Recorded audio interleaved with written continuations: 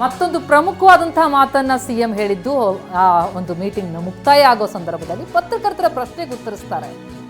DK CM ಆಗೋದು ಯಾವಾಗ sir ಅಂತ ಕೇಳಿದ್ರೆ ಡಿಕೆ ಸಿಎಂ ಆಗೋದು ಹೈಕಮಾಂಡ್ ಹೇಳಿದಾಗ. ಇದು ಸಿಎಂ ಹೇಳಿದಂತಹ ಸ್ಪಷ್ಟ ನುಡಿ. ಹೈಕಮಾಂಡ್ ಹೇಳಿದಾಗ ಹೈಕಮಾಂಡ್ ಹೇಳಿದಾಗ ಹೈಕಮಾಂಡ್ ಹೇಳಿದಾಗ ಹೈಕಮಾಂಡ್ ಹೇಳಿದಾಗ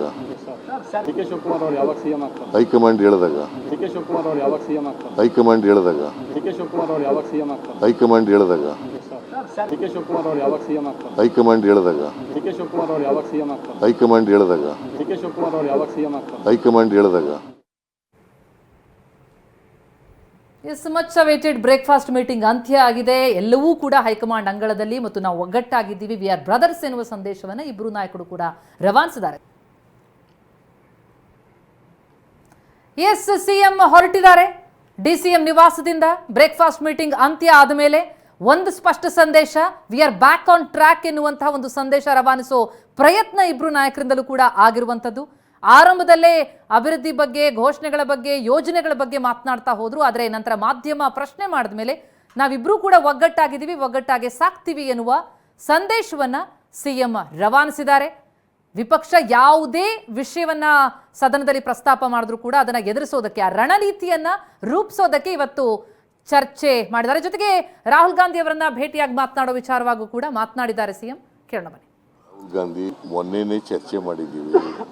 ಹೈಕಮಾಂಡ್ನವರು ಏನು ಹೇಳ್ತಾರೆ ಅದರಂತೆ ನಡ್ಕೋಬೇಕು ಅಂತ ಹೇಳಿದ್ದೀವಿ. ರಾಹುಲ್ ಗಾಂಧಿ ಏನು ಡಿಸಿಷನ್ ತಗೋತಾರೆ ಅದರಂತೆ ನಡ್ಕೋಬೇಕು ಅಂತ ಮೊನ್ನೆನೇ ಚರ್ಚೆ ಮಾಡಿದ್ದೀವಿ.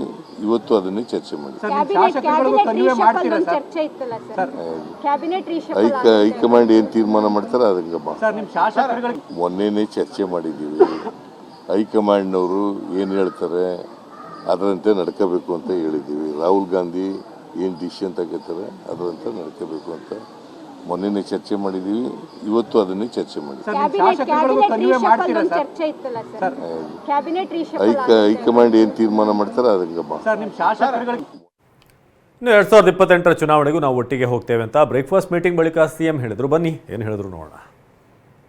ನಾವು ಯಾವಾಗಲೂ ಬ್ರದರ್ಸೇ, ಒಂದೇ ಪಕ್ಷದಲ್ಲಿದ್ದೀವಿ, ಒಂದೇ ಸಿದ್ಧಾಂತದ ನಂಬ್ಕೊಂಡಿದ್ದೀವಿ, ಒಟ್ಟಿಗೆ ಕೆಲಸ ಮಾಡ್ತೀವಿ. ಮುಂದಿನ 2028ಕ್ಕೂ ಕೂಡ ನಾವು ಒಟ್ಟಿಗೆ ಕೆಲಸ ಮಾಡ್ತೀವಿ, ಅಧಿಕಾರಕ್ಕೆ ತಗೋಬೇಕು. ನಾವು ಯಾವಾಗಲೂ ಬ್ರದರ್ಸೇ, ಒಂದೇ ಪಕ್ಷದಲ್ಲಿದ್ದೀವಿ, ಒಂದೇ ಸಿದ್ಧಾಂತದ ನಂಬ್ಕೊಂಡಿದ್ದೀವಿ, ಒಟ್ಟಿಗೆ ಕೆಲಸ ಮಾಡ್ತೀವಿ.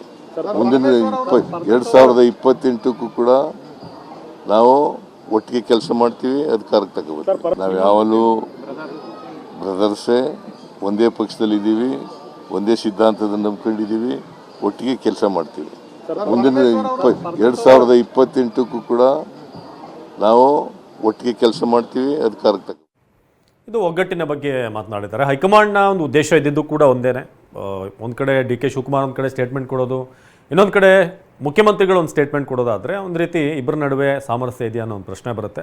ಹಾಗಾಗಿ ಜೊತೆಯಾಗಿ ಕಾಣಿಸ್ಕೊಂಡ್ರೆ ಎಲ್ಲ ಗೊಂದಲಕ್ಕೂ ಕೂಡ ಪರಿಹಾರ ಸಿಗುತ್ತೆ ಅನ್ನೋ ನಿಟ್ಟಿನಲ್ಲಿ 2 ಬ್ರೇಕ್ಫಾಸ್ಟ್ ಮೀಟಿಂಗ್ ಆಗಿದೆ. ಈಗ ಇಬ್ಬರು ಕೂಡ ಒಂದೇ ಪಕ್ಷ, ಒಂದೇ ಸಿದ್ಧಾಂತ, ನಾವು ಯಾವತ್ತೂ ಕೂಡ ಬ್ರದರ್ಸೇ.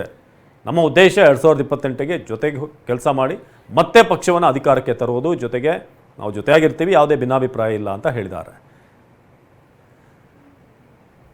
ಪ್ರಸನ್ನ ಈ ಬಗ್ಗೆ ಹೆಚ್ಚಿನ ಮಾಹಿತಿಯನ್ನು ನೀಡ್ತಾರೆ ನೇರ ಸಂಪರ್ಕದಲ್ಲಿ. ಪ್ರಸನ್ನ, ಹೇಳಿ ಕೇಳಿ ಸಿದ್ದರಾಮಯ್ಯನವರು ವ್ಯಾಕರಣ ಮೇಷ್ಟ್ರು, ಅವರ ಭಾಷೆಯಲ್ಲೇ ಮಾತನಾಡೋದು, ಪದ ಪ್ರಯೋಗದಲ್ಲೇ ಮಾತನಾಡೋದಾದ್ರೆ ಒಂದು ಕಡೆ ಉಪಾಯ ಬೇಕು, ಇನ್ನೊಂದು ಕಡೆ ಪರಿಹಾರ ಬೇಕು. ಎರಡನ್ನು ಕಟ್ ಮಾಡಿ ಜೋಡಿಸಿದ್ರೆ ಉಪಹಾರ.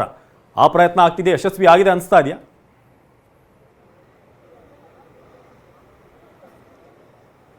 ಅವಿನಾಶ್, ಉಪಹಾರದ ಮೂಲಕ ಉಪಾಯವನ್ನ ಮತ್ತು ಪರಿಹಾರವನ್ನ ಕಂಡುಹಿಡಿಯುವಂತಹ ಪ್ರಯತ್ನವನ್ನ ಡಿ ಕೆ ಶಿವಕುಮಾರ್ ಮತ್ತು ಸಿದ್ದರಾಮಯ್ಯನವರು ಇಬ್ರು ಕೂಡ ಮಾಡಿದ್ದಾರೆ.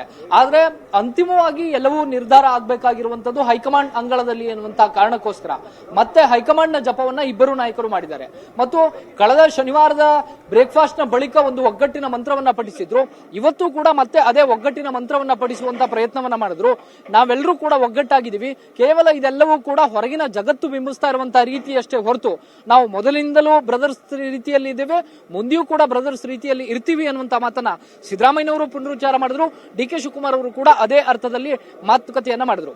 ಮತ್ತು ವಿರೋಧ ಪಕ್ಷಗಳು ಮಾಡ್ತಾ ಇರುವಂತಹ ಸ್ಟ್ರಾಟಜಿ, ವಿರೋಧ ಪಕ್ಷಗಳು ಯಾವ ರೀತಿ ತಂತ್ರಗಾರಿಕೆಯನ್ನ ಮಾಡ್ತಿದ್ದಾವೆ ಅನ್ನುವಂಥದ್ದು ಸ್ವತಃ ಸಿದ್ದರಾಮಯ್ಯನವರ ಅರಿವಿಗೆ ಬಂದಿದೆ. ಅದೇ ಕಾರಣಕ್ಕೋಸ್ಕರ ಇವತ್ತು ನೇರವಾಗಿ ವಿರೋಧ ಪಕ್ಷಗಳಿಗೂ ಕೂಡ ಒಂದು ಸಂದೇಶವನ್ನ ಕೊಡುವಂತಹ ಪ್ರಯತ್ನವನ್ನ ಸಿದ್ದರಾಮಯ್ಯನವರು ಮಾಡಿದ್ದಾರೆ. ಅಂದ್ರೆ ನಾವು ಎಲ್ಲದಕ್ಕೂ ಕೂಡ ಸಿದ್ಧವಾಗಿದ್ದೀವಿ ಅನ್ನುವಂತಹ ಮಾತುಗಳನ್ನ ಸಿದ್ದರಾಮಯ್ಯನವರು ಆಡೋ ಮೂಲಕ ಅವಿಶ್ವಾಸ ನಿರ್ಣಯ ಮಂಡನೆ ಇರಲಿ ಅಥವಾ ಬೇರೆ ರೀತಿಯ ಪ್ರತಿಭಟನೆಗಳು ವಿರೋಧ ಪಕ್ಷಗಳಿಂದ ಬಂದದ್ರೂ ಕೂಡ ತಾವು ಅದನ್ನು ಎದುರಿಸೋದಕ್ಕೆ ಸಿದ್ಧ ಅನ್ನುವಂತಹ ಮಾತನ್ನ ಡಿ.ಕೆ. ಶಿವಕುಮಾರ್ ಅವರು ಕೂಡ ಹೇಳಿದ್ದಾರೆ, ಸಿದ್ದರಾಮಯ್ಯನವರು ಕೂಡ ಹೇಳಿದ್ದಾರೆ. ಒಂದು ವಿರೋಧ ಪಕ್ಷಗಳು ಸದನದ ಕಾರಣಕ್ಕೋಸ್ಕರ ಕದನವನ್ನ ನಿಲ್ಲಿಸಿದ್ದಾರೆ ಎನ್ನುವಂತಹ ಮಾತುಗಳು ಕೇಳಿಬರ್ತಾ ಇರುವಂತಹ ಇಂತಹ ಸಂದರ್ಭದಲ್ಲಿ ನಾಯಕತ್ವ ಬದಲಾವಣೆ ವಿಚಾರ ಪರಿಹಾರ ಆಗುತ್ತಾ? ಅದು ಇಲ್ಲಿ ಅಂತಿಮ ತೀರ್ಮಾನ ಆಗಿತ್ತಾ? ಖಂಡಿತವಾಗ್ಲೂ ಇಲ್ಲ. ಹೈಕಮಾಂಡ್ ನ ನಿರ್ಧಾರವನ್ನ ನಾವು ಪಾಲನೆ ಮಾಡೋಣ ಅನ್ನುವಂಥದ್ದು ಮಾತ್ರ ಇವತ್ತು ನಿರ್ಧಾರ ಆಗಿದೆ. ಆ ರೀತಿಯ ಚರ್ಚೆಗಳಾಗಿದ್ದಾವೆ.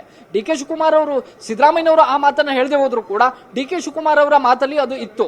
ಅಂದ್ರೆ ನಾವು ಎಲ್ಲ ಪಕ್ಷದ ಗೊಂದಲಗಳ ಬಗ್ಗೆ, ಸರ್ಕಾರದ ಗೊಂದಲಗಳ ಬಗ್ಗೆ ಚರ್ಚೆಯನ್ನ ನಡೆಸಿದೀವಿ ಅನ್ನುವಂತ ಮಾತನ್ನ ಡಿ.ಕೆ. ಶಿವಕುಮಾರ್ ಅವರು ಹೇಳಿದ್ದಾರೆ. ಸ್ಪಷ್ಟವಾಗಿ ಆ ಮೂಲಕ ಹೈಕಮಾಂಡ್ ನ ತೀರ್ಮಾನಕ್ಕೆ ನಾವು ಬದ್ಧ ಅನ್ನುವಂತ ಮಾತನ್ನು ಕೂಡ ಹೇಳ್ತಾ ಇದ್ದಾರೆ. ಡಿಸೆಂಬರ್ 8ನೇ ತಾರೀಕಿನಂದು ಸರ್ವಪಕ್ಷ ನಿಯೋಗವನ್ನ ತೆಗೆದುಕೊಂಡು ದೆಹಲಿಗೆ ಹೋಗುವಂತಹ ಸಾಧ್ಯತೆಗಳಿದಾವೆ.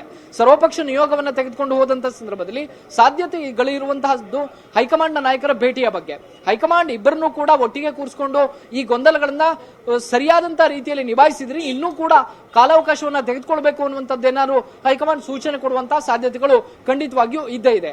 ಆದ್ರೆ ಒಂದಂತೂ ಸತ್ಯ, ಡಿ.ಕೆ. ಶಿವಕುಮಾರ್ ಮತ್ತು ಸಿದ್ದರಾಮಯ್ಯ ಪ್ರಯತ್ನ ಪಟ್ಟಂತಹ ರೀತಿಯಲ್ಲಿ ಅವರ ಪ್ರಯತ್ನ ಎಲ್ಲ ಒಂದ್ ಕಡೆ ವಿಫಲವಾಗಿಲ್ಲ. ಅಂದ್ರೆ ಗೊಂದಲಗಳನ್ನ ತಿಳಿಗೊಳಿಸುವಂತ ನಿಟ್ಟಿನಲ್ಲಿ ಅವ್ರು ಏನು ಎಫರ್ಟ್ ಅನ್ನ ಹಾಕಿದ್ರು ಆ ಎಫರ್ಟ್ ಎರಡೂ ಬಾರಿಯೂ ಕೂಡ ಸಕ್ಸಸ್ ಆದಂತೆ ಕಂಡು ಬರ್ತಾ ಇದೆ. ಸದ್ಯಕ್ಕೆ ಕಾಂಗ್ರೆಸ್ ನಲ್ಲಿ ಇರುವಂತಹ ಗೊಂದಲಗಳನ್ನ ತಿಳಿಗೊಳಿಸುವಂತದ್ದು ಮೊದಲ ಉದ್ದೇಶ ಆಗಿತ್ತು. ಶನಿವಾರದ ಬ್ರೇಕ್ಫಾಸ್ಟ್ ಮತ್ತು ಇವತ್ತು ಮಂಗಳವಾರದ ಬ್ರೇಕ್ಫಾಸ್ಟ್ ಎರಡೂ ಕೂಡ ಎಲ್ಲೋ ಒಂದ್ ಕಡೆ ಆ ಗೊಂದಲಗಳಿಗೆ ತಿಳಿಹಾಡುವಂತ ಕೆಲಸವನ್ನ ಮಾಡ್ತಾ ಇದೆ. ಡಿ.ಕೆ. ಶಿವಕುಮಾರ್ ಅವರ ಆಲೋಚನೆ ಬೇರೆ, ಸಿದ್ದರಾಮಯ್ಯನವರ ಲೆಕ್ಕಾಚಾರ ಬೇರೆ. ಏನೇ ಇದ್ರೂ ಕೂಡ ಸದ್ಯದ ಮಟ್ಟಿಗೆ ನಾವು ಒಟ್ಟಿಗೆ ಹೋಗ್ಬೇಕು ಅನ್ನುವಂತ ತೀರ್ಮಾನವನ್ನ ಇಬ್ಬರು ನಾಯಕರು ಮತ್ತೊಮ್ಮೆ ತೆಗೆದುಕೊಂಡಿದ್ದಾರೆ. ಆ ಒಂದು ನಿರ್ಣಯದ ಆಧಾರದ ಮೇಲೆ ಹೈಕಮಾಂಡ್ಗೂ ಕೂಡ ತಾವು ಕೊಡುವಂತಹ ಸಂದೇಶವನ್ನ ಕೊಡುವಂತಹ ನಿಟ್ಟಿನಲ್ಲಿ ಬೆಳವಣಿಗೆಗಳು ಮುಂದಿನ ದಿನಗಳಲ್ಲಿ ನಡೆಯಬಹುದು. ಹೈಕಮಾಂಡ್ ಈ ಒಂದು ಬೆಳವಣಿಗೆಗಳ ಆಧಾರದ ಮೇಲೆ ಇಬ್ಬರನ್ನ ಕರಿಬೇಕಾ ಬೇಡವಾ ಅನ್ನುವಂಥದ್ದನ್ನ ಮುಂದಿನ ದಿನಗಳಲ್ಲಿ ತೀರ್ಮಾನ ಮಾಡುವಂತಹ ಸಾಧ್ಯತೆಗಳಿದ್ದಾವೆ. ನಾಳೆ ಮಂಗಳೂರಲ್ಲಿ ನಡೆಯುವಂತಹ ಕಾರ್ಯಕ್ರಮದಲ್ಲಿ ಕೆ.ಸಿ. ವೇಣುಗೋಪಾಲ್ ಅವರು ಸಿದ್ದರಾಮಯ್ಯನವರ ಜೊತೆ ವೇದಿಕೆಯನ್ನು ಹಂಚಿಕೊಳ್ತಾರೆ. ಆ ಸಂದರ್ಭದಲ್ಲಿ ಸಹಜವಾಗಿ ಈ ಗೊಂದಲಗಳ ಬಗ್ಗೆಯೂ ಕೂಡ ಚರ್ಚೆಗೆ ಬರುತ್ತೆ. ಅಲ್ಲಿ ಏನ್ ತೀರ್ಮಾನ ಆಗುತ್ತೆ, ಮುಂದೆ ಬೆಳವಣಿಗೆಗಳು ಬೇರೆ ಬೇರೆ ಸ್ವರೂಪವನ್ನ ಪಡೆಯಬಹುದು. ಅವಿನಾಶ್, ಧನ್ಯವಾದ ಪ್ರಸನ್ನ. Yes,